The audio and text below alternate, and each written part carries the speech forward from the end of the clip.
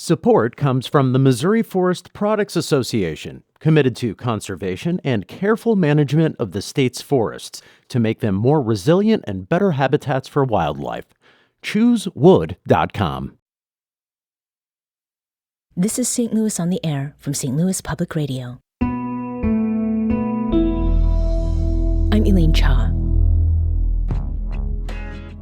If you go to Spotify and type in Old Capitol, the St. Louis band Old Capitol Square Dance Club is the first artist to pop up. Click on the group, and its original track, Loose Change, is the first you'll see and hear.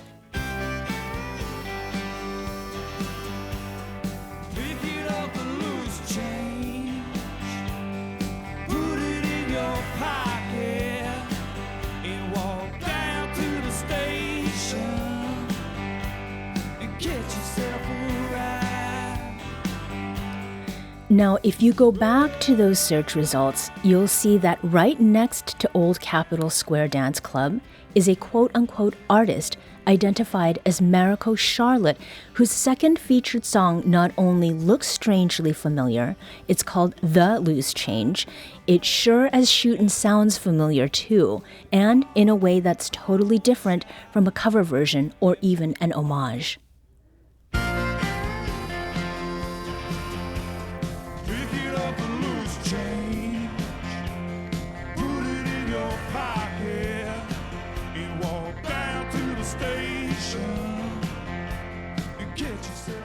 So what happened, and how could such a thing happen in the first place?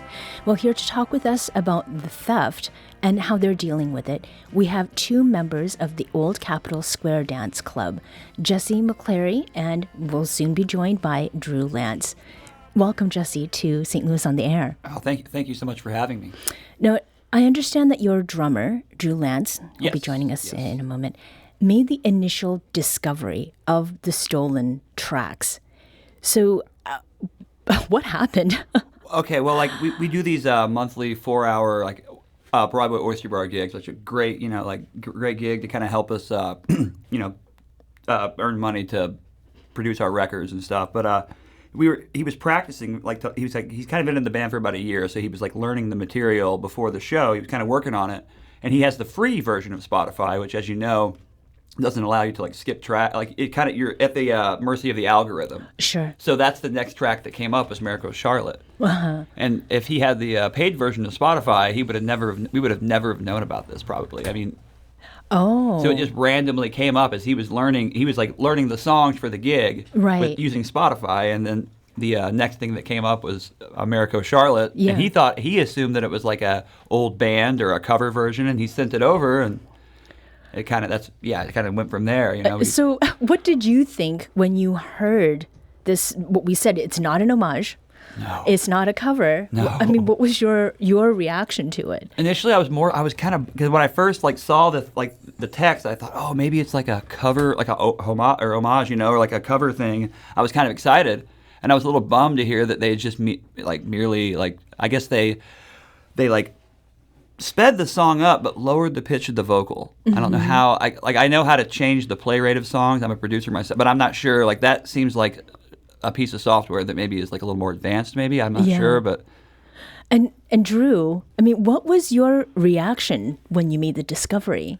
I was shocked, and I went straight to the band's text thread, and I just kind of asked them if maybe anyone was in a band before Old Capitol, but I know Old Capitol's been a band for nearly 20 years. Right. I was shocked, and I just wanted to know if it was what the situation was, because I knew it sounded weird. It sounded off, and didn't sound like either Jesse or Zach at any point in their life. Yeah. So, right. Did you screen cap what you were seeing and then send that over? What was in the message that you sent? Yeah, I screenshotted it and sent it to everybody, and I'm going to see them within the next 20 to 25 minutes on my drive. So I was just like, can somebody explain this to me once I get to the show? Right. And then I got there to find everybody else was in as much disbelief as I was. Yeah.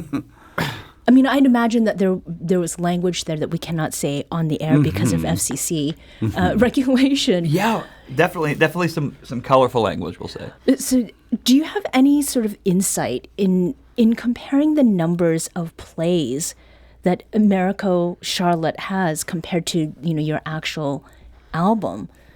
Is there anything that you can tell from that, Drew? In my opinion, that whoever was behind this, or whoever or whatever was behind this, has some kind of marketing know-how that we don't. And I know that a lot of times folks are really good at contacting playlist curators, so that they can get onto playlists and get more plays. Maybe that person or machine had that, and we don't have those resources. Yeah. We have what we got. And so, Jesse, Yes. looking at that and the number of songs, I mean, the number of listens, do you think it represents real people? I mean, See, I'm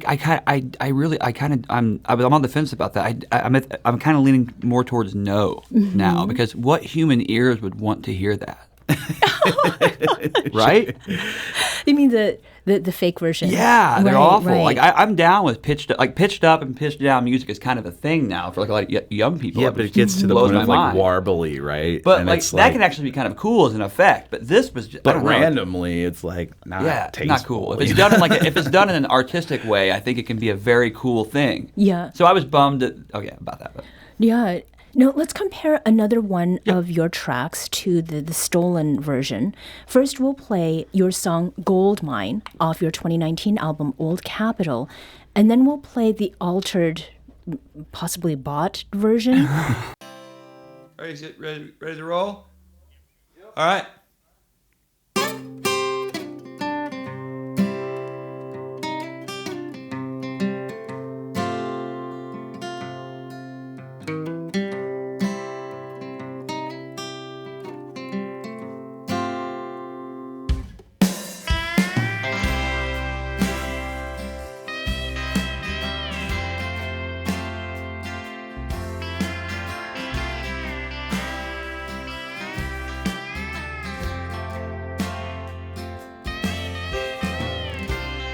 I'm no dancer, I got 2 left feet. All right, is it ready to roll? All right.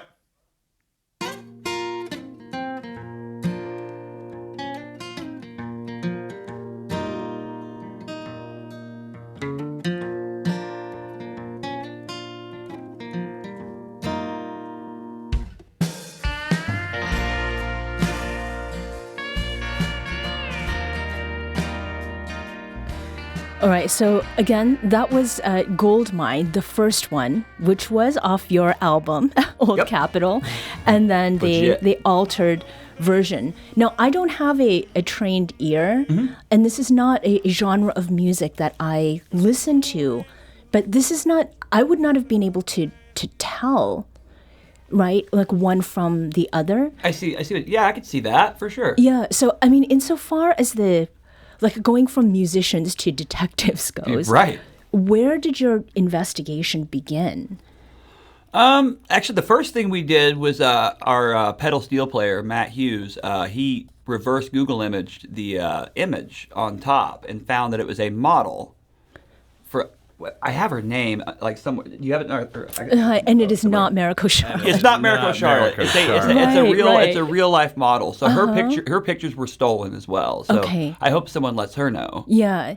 And so, I mean, as you are talking about what is going on among the band members, and as you've mentioned, Drew, the band has been around for many years now and has had many different members along the way. Was there anything else that investigation sort of turned up? I mean, as the drummer, was there something that stood out to you, even as someone who's new to the group, like this is not right?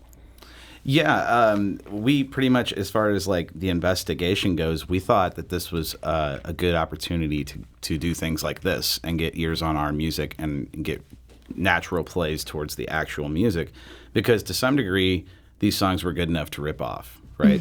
So all that we really came up with discovery-wise was a plan to try to show people this is a thing and it's happening in your backyard, and you could come see us and support us live or listen to our music live. And that's why we pretty much stopped our discovery and started doing things like this. Right.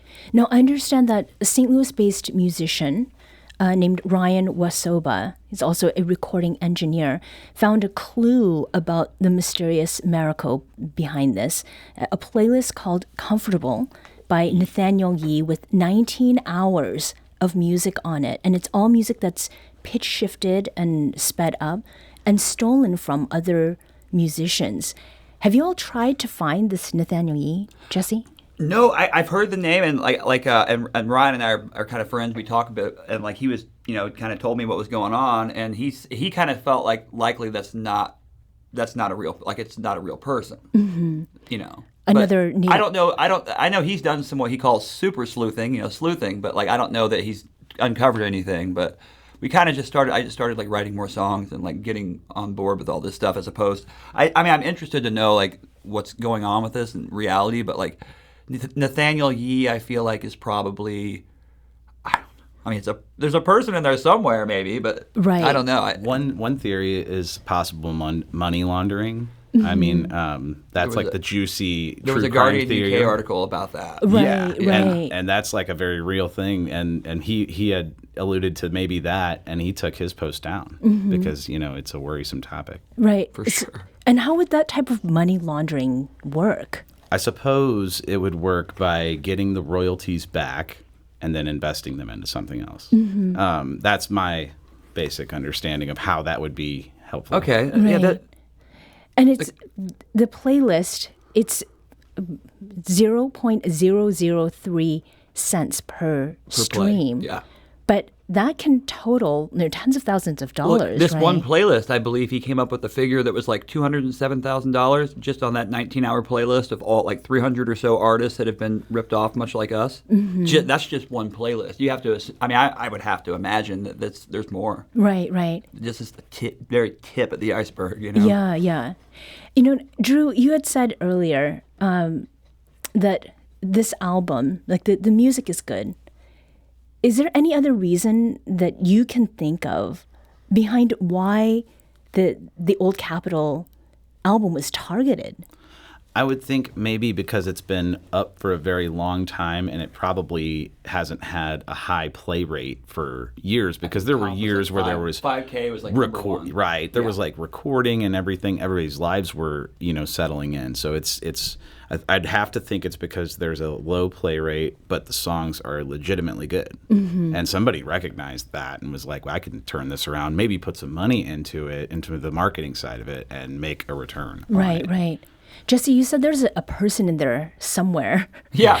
But there's also the suspicion that it could be a bot that is behind all of this. What is it that leads you to believe that? Well, I guess part of it is the number of, if you go to Marico Charlotte's page, every song has around the same exact number of plays, which is very, very weird. Because if you go to any artist, I don't care, like they have the top song and the second song, there's a major discrepancy between those two numbers.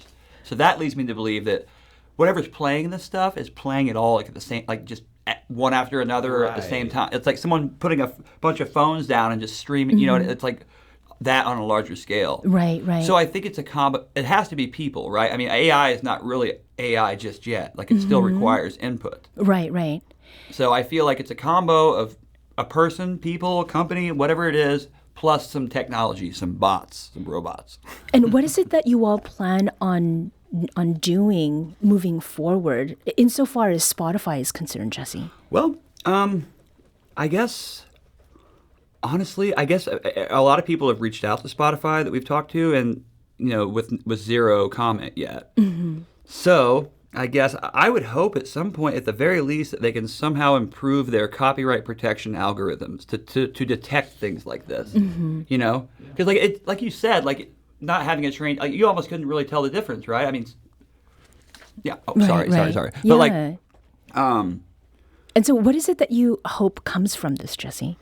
Honestly, the landscape to be better for other independent artists. That would be in my my opinion, the best case scenario. Maybe some attention for our band, that would be cool. But really, I would like to see like the pool less diluted, as far as like, because people complain about Spotify not paying their artists and stuff.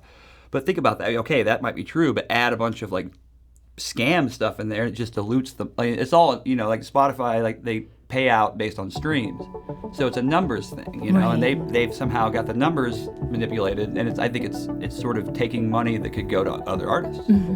We'll pick up with that after a very quick break. We'll be back shortly, however, to continue this conversation. This is St. Louis on the Air on St. Louis Public Radio.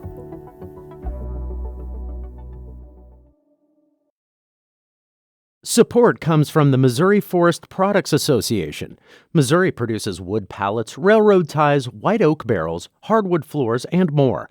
Details on the variety of products made in the state are at choosewood.com. Welcome back.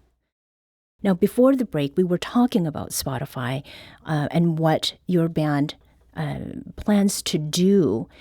And the maximum that one can earn on Spotify in royalties is 0.003 cents a stream. Now, the streaming service has received criticism for not paying artists enough. for sure. Right, Jesse, you've mentioned that.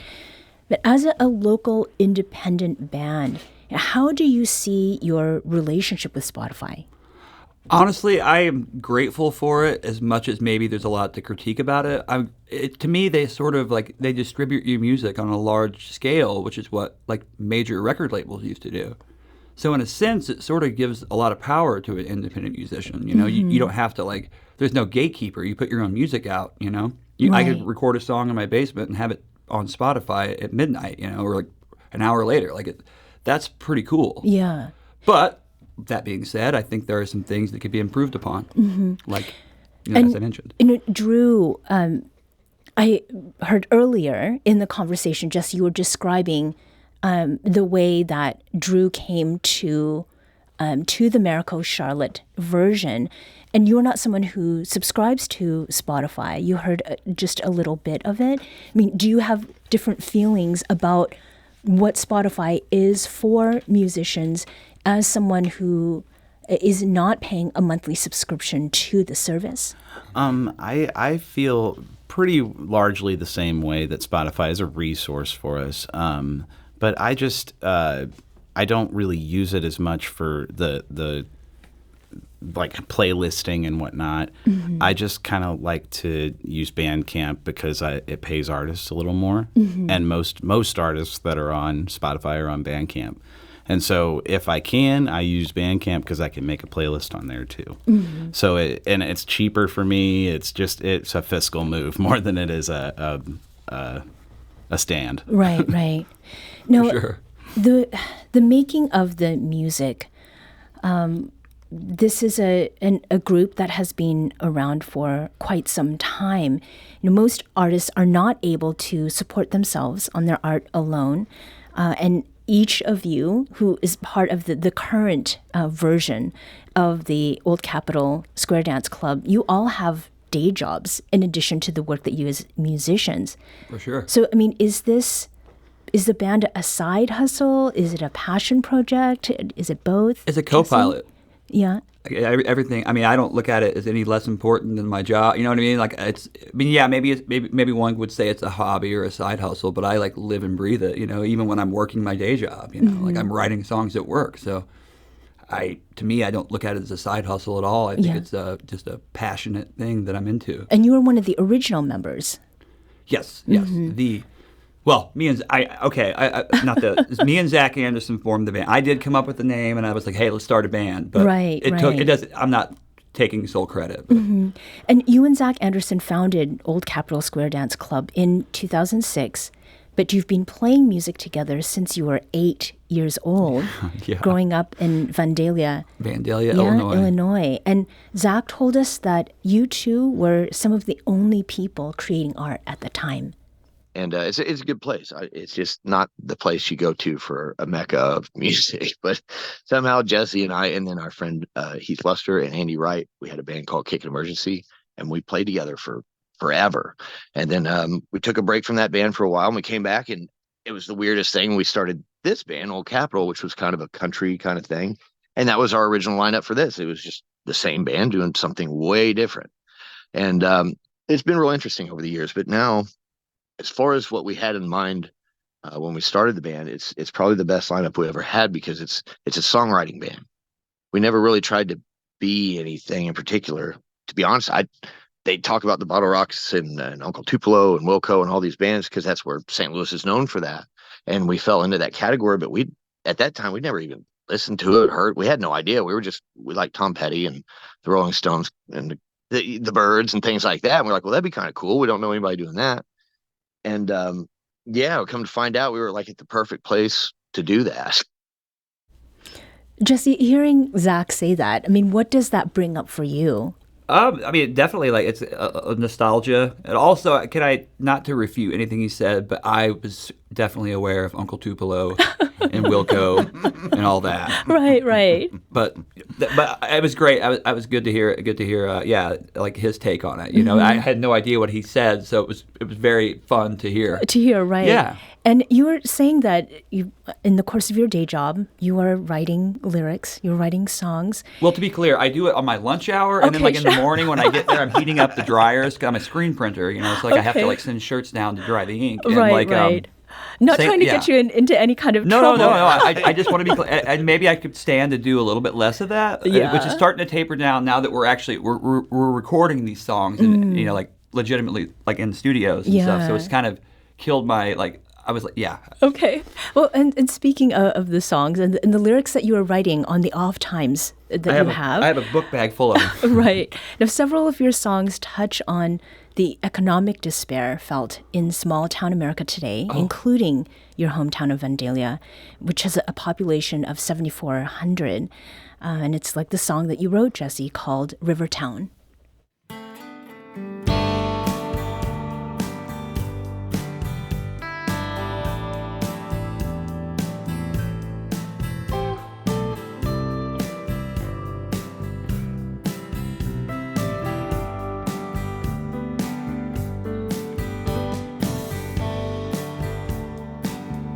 Hard not to drown in the sleepy river town, in the sleepy river town.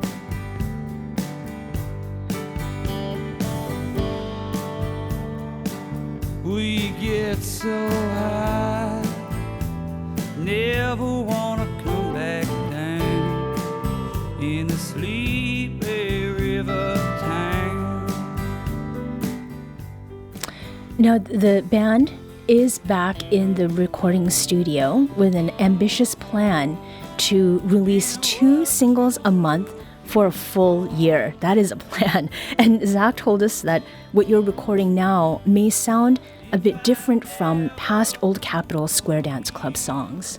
We decided, you know, we're done with genres and Americana and all that stuff that you fall into. We're going to just do everything. And so we're doing anything. We're doing punk rock songs, new wave songs, country songs, you name it. We just do everything. If it's a good song, we're gonna write it. You know what I mean? But I'm gonna explore a little bit more. And it seems to be working great. Like the band, we did one last night in the studio that they were just like, wow, this is completely different. And they all loved it.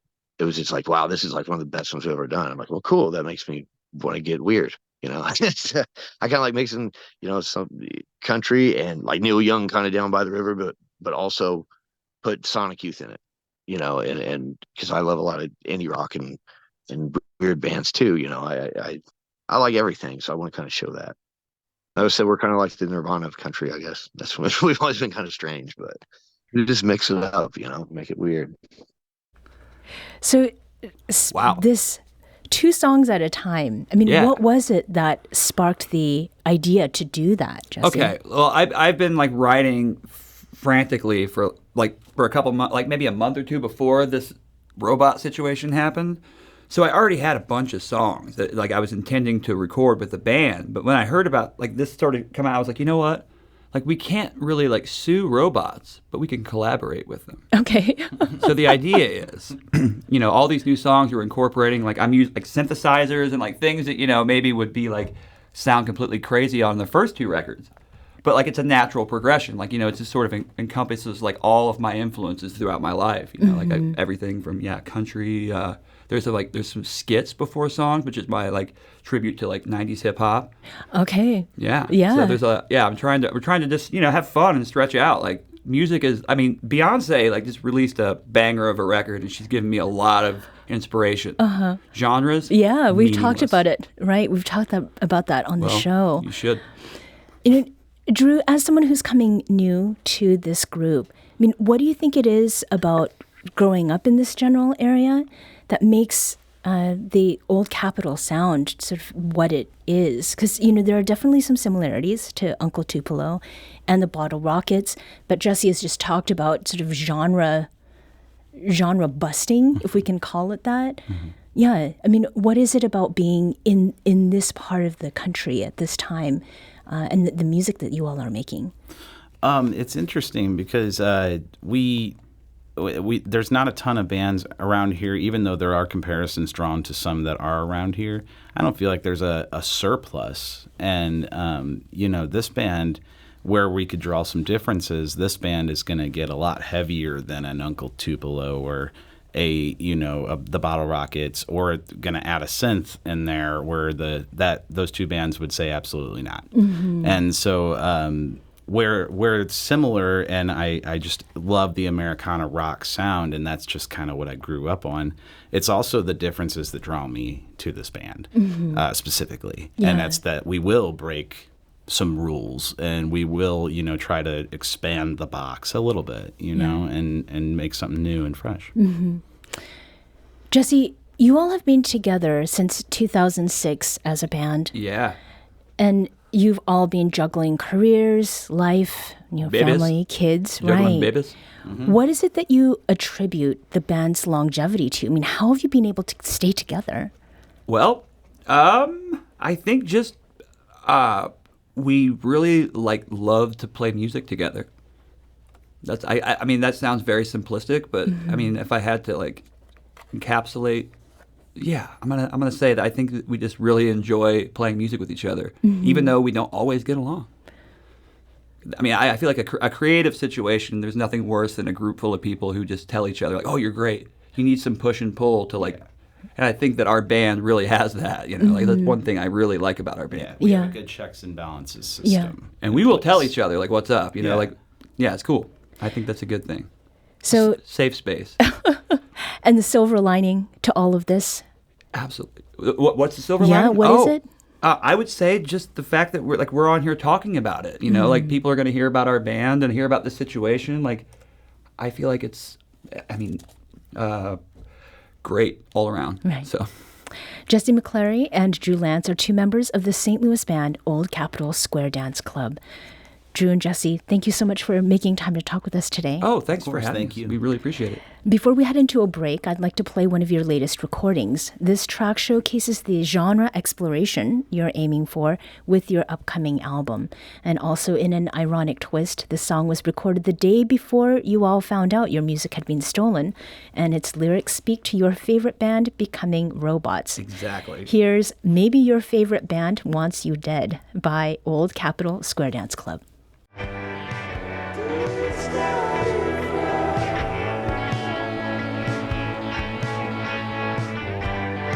I heard your favorite band are now robots. They cling and play as you're swaying to the beat of the drum. Now they're pulling out guns and shooting everyone. No one's having any fun with me. I'm going home. I'm going home.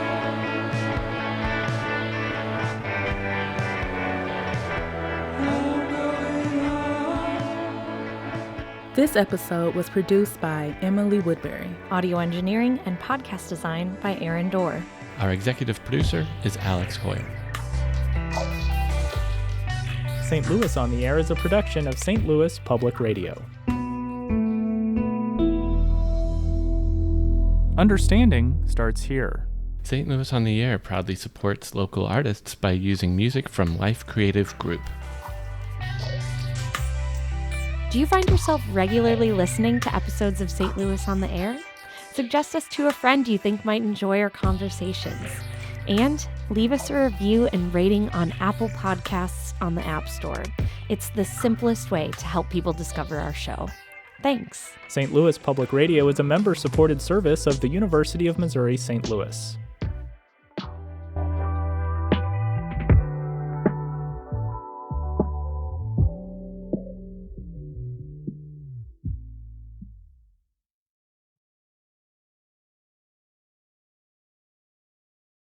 Support comes from Missouri Forest Products Association, committed to sustainable and sound conservation of the state's forests, which support more than 41,000 Missouri jobs, resulting in a $10 billion industry. ChooseWood.com.